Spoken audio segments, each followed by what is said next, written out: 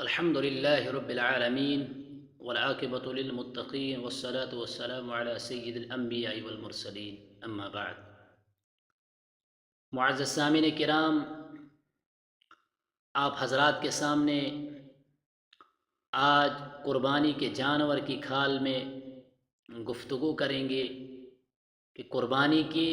جانور کی جو کھال ہوتی ہے اس کا کیا مصرف ہوتا ہے، اس کو کہاں خرچ کیا جائے گا. تو سب سے پہلے بات یہ ہے کہ قربانی کا جو جانور ہے اس کی کھال خود قربان کرنے والا استعمال کر سکتا ہے، یا تو اس کا مصلی بنائے، دباغت کے ذریعے سے اس کو پاک کیا جائے، پھر اس کا مصلی بنائے، بنا کر اس کو اپنے گھر میں نماز کے لیے رکھے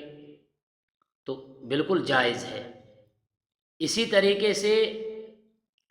اس مصلی کو گھر میں زینت کے لیے رکھنا چاہتا ہے تو رکھ سکتا ہے، کوئی حرج نہیں ہے. پاک صاف کر کے اپنے گھر میں زیب و زینت کے لیے رکھے تو کوئی حرج نہیں ہے. اسی طریقے سے خود قربانی کرنے والا شخص اگر یہ کھال کسی کو ہدیہ کرنا چاہتا ہے، خواہ وہ مالدار ہو یا فقیر ہو، تو اس کو ہدیہ کر سکتا ہے، کوئی بھی حرج نہیں ہے. دوست احباب کو، رشتہ داروں کو دے سکتا ہے تو بالکل اس کی اجازت ہے، اس میں کوئی حرج نہیں ہے.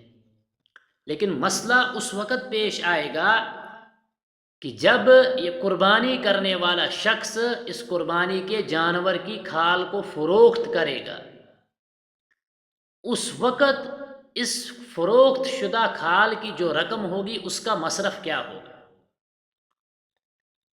تو اس وقت اس قربانی کے جانور کی کھال کی جو قیمت ہے اس کی حیثیت زکوٰۃ کی طرح ہو جاتی ہے. جس طریقے سے زکوٰۃ میں تملیک شرط ہے، یعنی فقیر کو مالک بنانا شرط ہے، اس کے بغیر زکوٰۃ ادا نہیں ہوگی، ٹھیک اسی طریقے سے اس وقت جب اس کو فروخت کیا جائے گا تو اس کی بھی یہی حالت اور کیفیت بنے گی. یعنی اب فروخت کرنے کے بعد اس کھال کو فقراء، مساکین اور محتاجوں تک پہنچانا ضروری ہو جائے گا. اس وقت اب اس غنی کو یا کسی دوسرے شخص کو نہ تو ہدیہ دے سکتا ہے، نہ خود یہ قربانی کرنے والا شخص اس رقم کو استعمال کر سکتا ہے، بلکہ اب اس پر واجب اور لازم ہوتا ہے کہ اس کو فقیر تک پہنچا دے، اس کو جو مصرف ہوگا اس تک پہنچا دے. اب مسئلہ یہ ہے کہ اس کو اداروں میں دے سکتے ہیں یا مسجد کی تعمیر میں دے سکتے ہیں، یا ہمارے یہاں جو رفائی کام ہوتے ہیں ان میں اس کو خرچ کر سکتے ہیں یا نہیں. تو اس کا جواب یہ ہے کہ آج کے زمانے میں اگر دیکھا جائے تو افضل اور بہتر یہی ہے کہ اس رقم کو اداروں میں دیا جائے. لیکن ادارے کے جو ذمہ دار حضرات ہیں ان کو یہ خیال ضرور رکھنا چاہیے کہ اس رقم کو نہ تو مدرسین کی تنخواہ میں خرچ کرے، نہ تو اس رقم کو ادارے کی تعمیر میں خرچ کرے، بلکہ اس رقم سے صرف اور صرف جو ادارے میں پڑھنے والے غریب، مسکین اور یتیم بچے رہتے ہیں ان پر خرچ کرے. جب ان پر خرچ کریں گے تو ملکیت ثابت ہو جائے گی، وہ اس کے مالک بن جائے گی، اور دینے والے کے ذمے سے جو واجب اس کو صدقہ کرنا تھا وہ ساقط ہو جائے گا. لیکن اگر ادارے والوں نے اس میں بے احتیاطی اور لاپرواہی کی، اگر اس قربانی کرنے والے شخص کو یہی خیال ہو کہ اگر میں ادارے میں دوں گا تو ادارے والے اس رقم کا مصرف میں استعمال نہیں کریں گے بلکہ اس کو کسی اور جگہ پر استعمال کریں گے، تو پھر کسی بھی صورت میں اس ادارے میں یہ رقم دینا بالکل بھی جائز نہیں ہے. اسی طریقے سے مسئلہ ہے کیا یہ رقم مسجد کی تعمیر میں یا مسجد کے لیے اس کو خرچ کر سکتے ہیں یا نہیں. تو اس کا جواب بھی یہی ہے کہ بالکل مسجد کی تعمیر میں اس رقم کو خرچ کرنا درست نہیں ہے۔ پہلے زمانے میں پرانی ایک کتاب تھی، ایک عالم صاحب نے لکھی تھی، اس میں اس وقت انہوں نے یہ مسئلہ لکھا تھا کہ قربانی کی کھال کی جو رقم ہوگی یا کھال ہوگی اس کو مسجد کی تعمیر کے لیے دینا جائز ہے۔ لیکن اس وقت جو انہوں نے علت بیان کی تھی وہ یہ تھی کہ اس زمانے میں مسجدیں کچی ہوتی تھی، مسجدیں میں فرش نہیں ہوتا تھا، مسجدوں میں کھڑکیاں نہیں ہوتی تھی، مسجد میں لائٹ نہیں ہوتی تھی، مسجد میں دیگر چیزیں نہیں ہوتی تھی، جس وجہ سے انہوں نے ایسا کہا تھا۔ لیکن آج اور مسئلہ علماء کرام نے یہی بیان کیا ہے کہ آج کسی بھی صورت میں مسجد کو یہ رقم دینا درست نہیں ہے۔ اسی طریقے سے یہ قربانی کے جانور کی جو رقم ہوگی، یہ رفائی کام جتنے بھی ہوں گے، کیا ان کو خرچ کر سکتے ہیں یا نہیں؟ تو اس کے بارے میں یہ دھیان میں رکھنا ہے، یہ ذہن میں رکھنا ہے کہ آج کل ہمارے یہاں جتنے بھی رفائی کام ہوتے ہیں، اگر ان کے بارے میں اس شخص کو پورا اعتماد اور یقین ہو کہ میں ان کو یہ رقم دوں گا اور دینے کے بعد یہ حضرات اس رقم کو مصرف میں خرچ کریں گے، تو ایسی صورت میں اس دینے والے شخص کے لیے کوئی حرج نہیں ہے کہ وہ اس چیز کو، اس کھال کی رقم کو اس رفائی کام میں خرچ کرے۔ اس کے جو ذمہ داران حضرات ہوں گے جو اس کام کو چلا رہے ہیں، ان کو دینے میں کوئی حرج نہیں ہے۔ اس وقت یہ کھال جو ہے یہ ان کو دے سکتا ہے، کیونکہ اس کو اطمینان اور یقین ہے کہ یہ آگے اس کو اس کے حقدار تک پہنچائے گا، جو ضرورت مند ہے اس تک پہنچائے گا۔ لیکن اگر اس کو اطمینان نہیں ہے، یہ سمجھتا ہے کہ یہ جو رفائی کام کرنے والے لوگ ہیں یہ میرے اس مال کو، میری اس دی ہوئی رقم کو حقدار تک نہیں پہنچائیں گے، تو اس صورت میں